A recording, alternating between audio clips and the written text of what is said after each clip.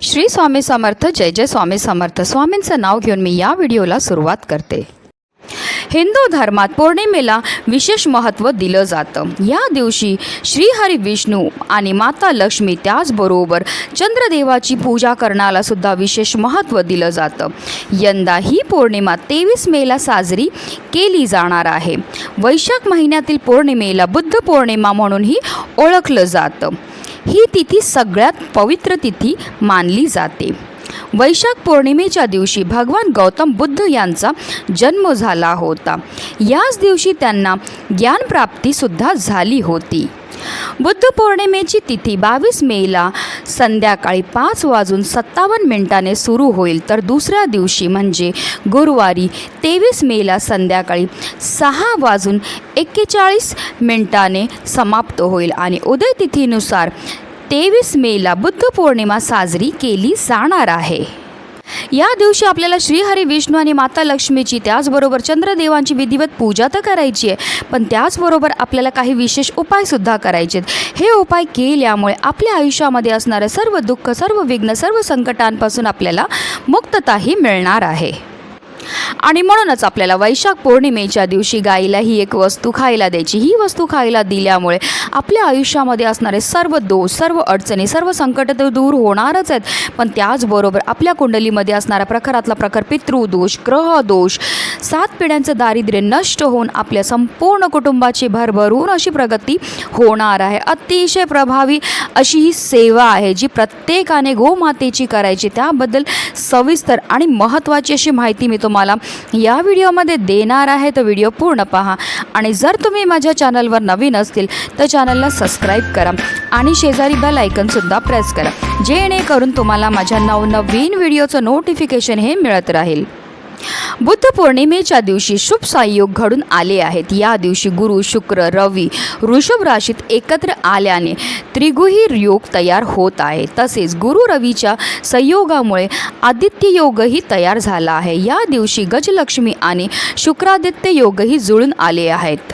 या योगांमध्ये सेवा, उपासना, त्याचबरोबर दान आणि काही उपाय करायला विशेष महत्त्व हे दिलं जातं.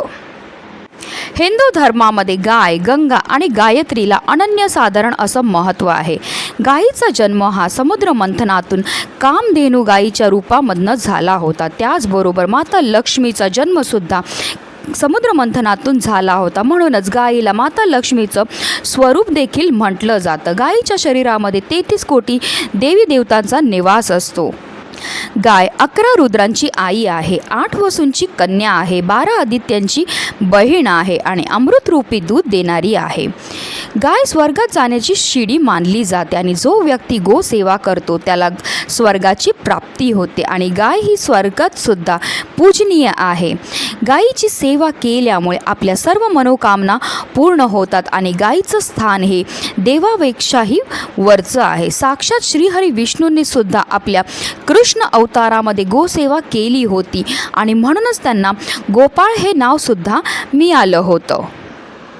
वैशाख पौर्णिमेच्या दिवशी आपल्याला सकाळी ब्रह्ममुहूर्तावर उठायचं आहे आणि स्नान करायचं. स्नान करताना आवर्जून आपल्याला आंघोळीच्या पाण्यामध्ये गंगाजल हे टाकायचं आहे आणि त्यानंतर स्वच्छ वस्त्र परिधान करून आपल्याला देवपूजाही करायची. देवघरामध्ये आपल्याला दिवा प्रज्वलित करायचा आहे. श्रीहरी विष्णू आणि माता लक्ष्मीची विधिवत पूजा करायची आहे आणि त्यानंतर आपल्याला हा जो उपाय किंवा ही जी सेवा आहे ती करायची. आपल्याला घरात सगळ्यात पहिली पोळी जी आहे गाईकरता तयार करायची आहे. त्या पोळीवर आपल्याला थोडंसं तूप लावायचं, चिमूटभर हळद लावायची. हळद लावल्यामुळे जे आहे आपला गुरुग्रह हा मजबूत होत आणि आपल्या जीवनामध्ये असणाऱ्या आर्थिक समस्यांपासून आपल्याला मुक्तताही मिळते. त्याचबरोबर अगदी छोटा खडा आपल्याला गुळाचा सुद्धा ठेवायचा. गुळाचा खडा ठेवल्यामुळे आपल्या जीवनामध्ये गोडवा हा निर्माण होतो. त्याचबरोबर आपल्याला थोडीशी हरभऱ्याची डाळही भिजत घालायची आहे आणि ती डाळसुद्धा आपल्याला त्या पोळीवर ठेवायची. अशी ही पोळी आपल्याला तयार करायची आहे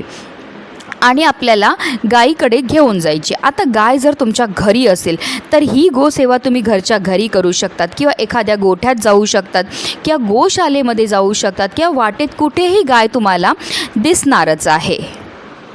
गायीजवळ जाताना तुम्हाला एक तांब्यामध्ये पाणी, ही पोळी, त्याचबरोबर एक आरतीचं ताट घेऊन जायचं आहे. सगळ्यात पहिला गायीच्या दोन्ही पायावर आपल्याला पाणी हे अर्पण करायचं. त्यानंतर गायीचं औक्षण करून घ्यायचं, तिला हळद कुंकू अक्षदा लावून घ्यायच्या आहेत आणि त्यानंतर ही जी पोळी आपण घेऊन गेलेली आहेत ती आपल्या दोन्ही हातामध्ये घ्यायची आणि आपल्या हातातनं तिला ही पोळी भरवायची. असं म्हटलं जातं जेव्हा गाय ही पोळी आपल्या हातातनं खाते तिची जीभ आपल्या हाताला लागते, त्यामुळे आपल्या आयुष्यामध्ये असणारं जे दारिद्र्य आहे ते दूर होण्यामध्ये मदत ही मिळत असते. गाईला पोळी खायला दिल्यानंतर आवर्जून आपल्याला गाईला पाणी हे प्यायला द्यायचं आहे. गाईला पाणी प्यायला दिल्यानंतर आपल्याला गायीभोवती 11 प्रदक्षिणा ह्या मारायच्यात. 11 प्रदक्षिणा मारताना आपल्याला निरंतर ओम नमो भगवते वासुदेवाय नमः या मंत्राचा जप हा करायचा आहे. त्यानंतर आपल्याला गाईच्या पायाखालची माती थोडीशी उचलायची आणि तिने आपल्या कपाळावर आपल्याला टिळा हा लावायचा आहे. त्याचबरोबर ही माती आपल्या घरी घेऊन जायची आहे आणि आपल्या घरच्या प्रत्येक सदस्याच्या कपाळावर ह्याने टिळा हा लावायचा आहे.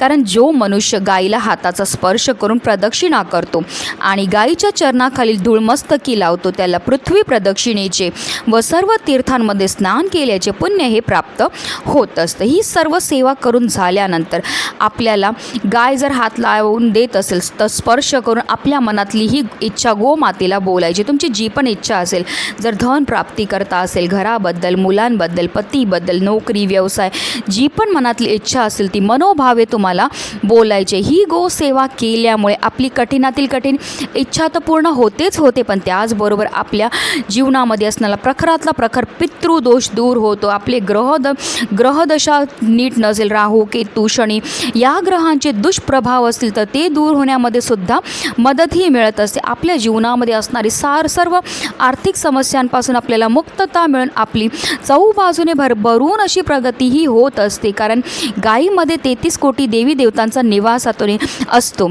आणि ही गोसेवा केल्यामुळे श्रीहरी विष्णू आणि माता लक्ष्मी आपल्यावर भरभरून असे प्रसन्न होत असतात. एक गोष्टीची तुम्हाला लक्षात ठेवायचं आहे की तुमच्या दारामध्ये कधीही गाय आली तर तिला हाकलून लावून देऊ नका. तुमच्या यथाशक्तीप्रमाणे तुमच्याकडे जर पोळी असेल तर ती खायला द्या, बिस्किट, फळं जे पण असेल ते खायला द्या. फक्त लक्षात एवढं ठेवायचं की गायीला कधीही शिळं अन्न द्यायचं नाही, कारण गाय म्हणजे साक्षात माता लक्ष्मीचं स्वरूप मानलं जातं आणि जर आपण गायीला शिळं अन्न दिलं तर त्याचे दुष्प्रभाव आपल्या आयुष्यामध्ये पडू शकतात. तर ही काही माहिती होती की आपल्याला वैशाख पौर्णिमेच्या दिवशी गोमातेची सेवा ही कशी करायची आहे. प्रत्येकाकडनं ही सेवा घडली पाहिजे, म्हणूनच व्हिडिओ जास्तीत जास्त लोकांपर्यंत शेअर करा जेणेकरून प्रत्येकाच्या आयुष्याचं कल्याण हो. ही स्वामी चरणी प्रार्थना. श्री स्वामी समर्थ. जय जय स्वामी समर्थ.